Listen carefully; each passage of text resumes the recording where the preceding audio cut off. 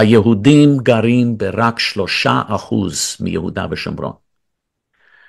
ממשלות ישראל אמרו ליהודים שאסור להם לצאת מ3% האלה. זאת אומרת, הערבים יכולים להשתלט על 97% מיהודה ושומרון. יש שטח A, שטח B, שטח C, לפי הסכמי אוסלו הארורים.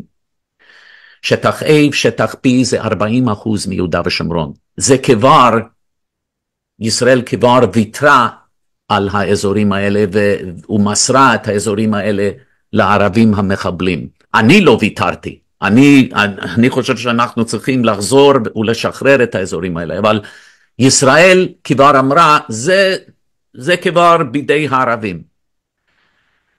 זאת אומרת ששטח C, מה שנשאר זה 60%. שהוא 60%. נכון. וזה אמור להיות בצד שהוא שלנו, תקן אותי אם אני טועה. נכון. וזה אמור להיות בשליטה ישראלית, צבאית וגם אזרחית, אפילו לפי הסכמי אוסלו.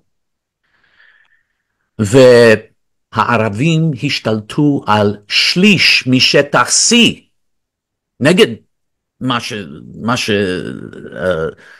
שאומרים בהסכמי אוסלו, הם כבר השתלטו על שליש משטח C דרך בנייה ערבית בלתי חוקית. הם כבר בנו מעל 80,000 מבנים בלתי חוקיים, בתים, כל מיני מבנים, מעל 80,000. הם משתלטים על יהודה ושומרון. למה? כי היהודים רק ב3% מיהודה ושומרון, וממשלות ישראל אומרות, אסור לצאת מ3% האלה. גם לא לשטחים אחרים שהם בתוך שטח C. נכון. נערי הגבעות מסרבים לקבל את הכללים האלה. הם פרצו מ3% האלה.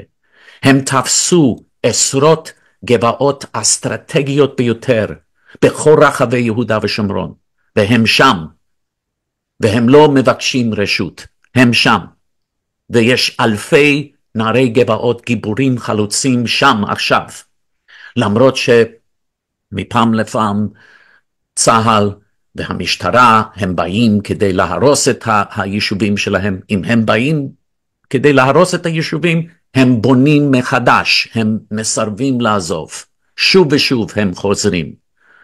אז הם כבר שם. הם המכשול למדינה פלסטינית טרוריסטית, הגיבורים האלה, נערי הגבעות. למרות כל ההשמצות נגדם וכל הגינויים, איזה עם עלוב אנחנו לפעמים. אנחנו מגנים את כל הגיבורים שלנו. הם באמת גיבורי הדור. והם גרים שם בהרבה מקרים ללא מים, ללא חשמל, עם הילדים שלהם, עם המשפחות שלהם, כי הם כל כך אוהבים את עם ישראל וארץ ישראל.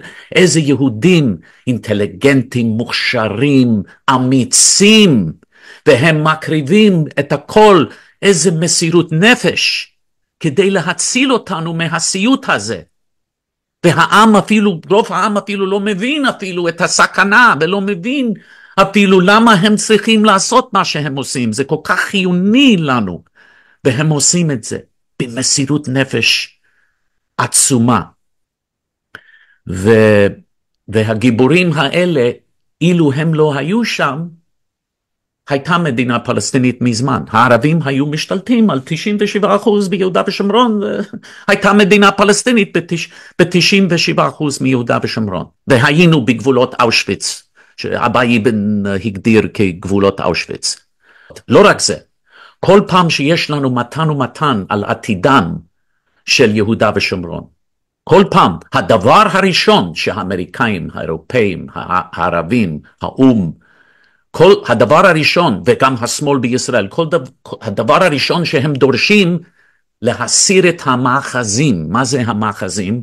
אלה היישובים של גיבורי הגבעות, של החלוצים בגבעות. אז הייתה לי את הזכות, בגיל שלי, אני בן 68, ועכשיו יש לי את הזכות להכיר את הגיבורים האלה. אם עם ישראל באמת היה מכיר את היהודים האלה, היו אוהבים אותם, כי הם כל כך נפלאים, איזה צדיקים, איזה גיבורים. ברוכים הבאים לתנועת הימין האמיתי, שמי חיים בן פסח. סרטון זה מוקדש לעילוי נשמות שרון מיטמן, מלכה בת מאיר ואלגרה בת שלמה.